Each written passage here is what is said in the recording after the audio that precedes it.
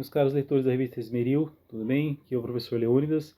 Para essa edição de um mês de agosto, que fala sobre a masculinidade, eu queria comentar dois livros brevemente com vocês.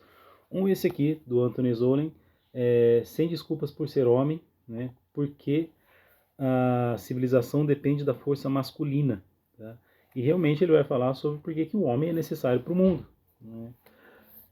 Já que muito do feminismo quer, né, do movimento feminista quer desemascular os homens, né, quer falar que os homens fiquem mais emasculados, quer criar esse conceito da masculinidade tóxica, né, e a masculinidade tóxica nada mais é do que a masculinidade, né, a virilidade do homem, tá?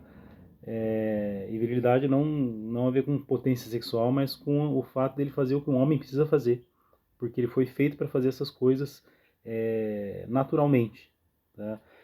Então, diante do mundo aí cheio de homens cada vez efeminados e emasculados, né, e o efeminado não tem a ver com sexualidade, mas tem a ver com a atitude da pessoa, ele escreveu esse livro. Né? Ele tem vários livros que dizem respeito à masculinidade, esse é um deles. Né? Ele é professor, né? Então ele sempre está de olho assim nos meninos, nas atitudes dos meninos. Então ele tem ali 6 capítulos: força, atitude, espírito de equipe, família, visão, pai do céu. Tá? O mais interessante deles para mim é justamente o primeiro capítulo que fala da força, né? Da força física do homem e da força interior, que daí ele fala que tem do homem e tem da mulher também. Inclusive ele cita santas da igreja, né? Nossa Senhora, Santa Joana d'Arc, Santa Teresa, que eram mulheres de força interior muito grande, mas que o homem também precisa dessa força interior que ele está perdendo também. Né? E no caso são homens e mulheres, as pessoas, as novas gerações estão perdendo a força interior. Tá? Mas daí ele vai citando várias situações em que não fosse a força masculina, essa força bruta mesmo, tá? que é natural do homem, não teria canais, né? Não teria pontes, não teria infraestrutura do mundo, não existiria, do mundo moderno, vamos dizer assim, ou do próprio mundo, porque as construções são feitas por homens, né, as pontes, as estradas, tá? Ele cita um exemplo pessoal dele, que uma vez ele ficou, assim, no período de férias dele, construindo o terceiro andar da casa dele num lugar que era muito quente, né? E ele viu que ele emagreceu 3 quilos num dia, só de suar. E que aquilo era uma coisa para um homem fazer mesmo, uma coisa bruta, uma coisa que vai necessitar dessa força do homem. Tá?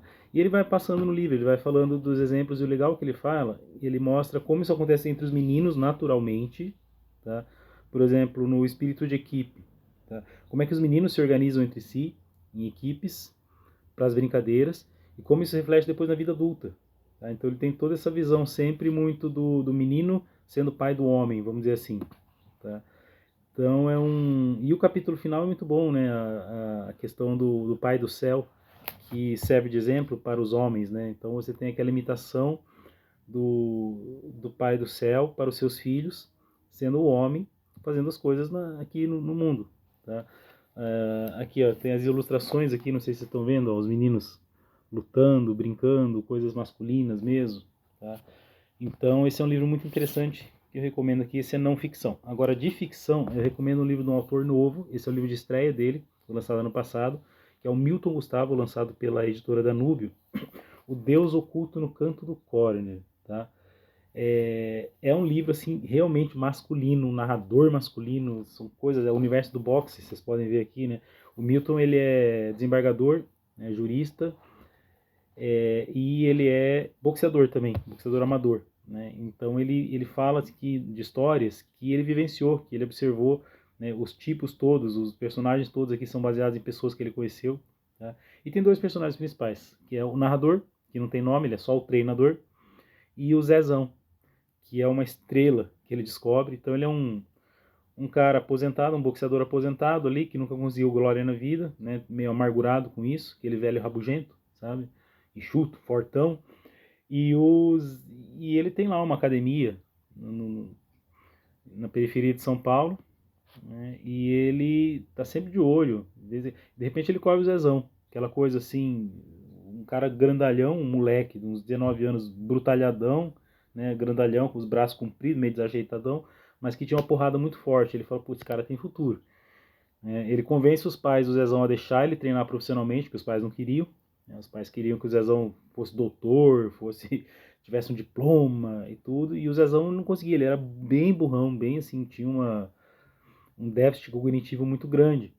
E daí consegue convencer os pais e leva o Zezão pro treino profissional. E o Zezão vai escalando assim, tipo Rock Balboa, vai escala, escala, escala, escala, escala e vira uma estrela e vai lutando contra os figurões internacionais assim até a disputa pelo título, né?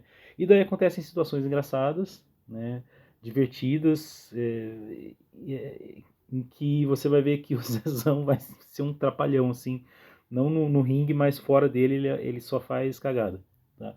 E daí, para saber se ele ganhou ou não o título internacional, né, o título mundial dos pesos pesados, tem que ler o livro. Mas o interessante é ver aqui a questão da masculinidade de duas maneiras, né? O narrador era aquele cara que quer a glória, né, que quer a glória de qualquer jeito, né, aquele Aquiles, sabe? E o Zezão é o tipo, ele lembra um pouco o Rocky Balboa, né, mas ele é aquele cara, ele queria aquelas conquistas não pela glória, ele queria aquelas conquistas pela coisa material, pela recompensa material. Por quê? Mas não para ele, porque ele queria dar uma vida digna para os pais dele, que era o que ele tentava fazer estudando, né, e não conseguia, e porque ele queria formar uma família. Então ele queria uma família, ele acaba arrumando uma namorada ali, né, acaba casando, e o que ele queria era cuidar da família dele.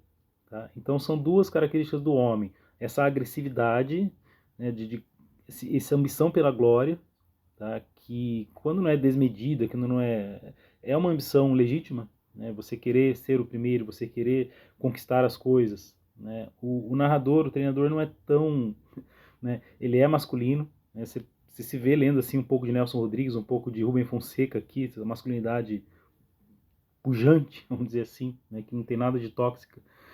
E você vê essa masculinidade madura do Zezão, né, que apesar de ser um bobão, é um cara que sabe o que quer da vida. Ele tem um sentido para a vida. Enquanto treinador, ele não tem muito sentido. O sentido da vida dele é a conquista da glória pela glória. Então ele se perde um pouco aí, né, e fica trancado na sua amargura. Tá? A masculinidade dele se perde na imaturidade. E o Zezão, apesar de toda a sua criancice, da sua cabeça meio de crianção, ele se eleva na sua própria inocência, mas no seu desejo de querer fazer o bem para sua família, de cuidar dos seus. Tá? E essa é uma outra questão da masculinidade. Tá? Esse é o Adão assumindo a família, cuidando da Eva, cuidando dos filhos. Tá? E é aí que está o Deus oculto no canto do corner. Né? Tá? Esse é um livro muito legal, eu recomendo. É uma prosa que você lê rápido, tá? Aquela prosa ligeira, ágil, gostosa de ler. Tá? Então fica aí minha indicação desses dois livros. Tá? Sem Desculpa por Ser Homem, que assim no Brasil fizeram uma tradução incrível desse título, né? Porque em inglês é só No Excuses, e aqui é Sem Desculpas por Ser Homem, tá? Muito boa. E uma cutucada ali na cultura woke, né? E O Deus Oculto no Canto do Corner, do Milton Gustavo, tá? Recomendo, logo logo ele vai lançar coisa nova pela Danúbio. E ficam aí as minhas indicações para essa edição do mês, e até mais.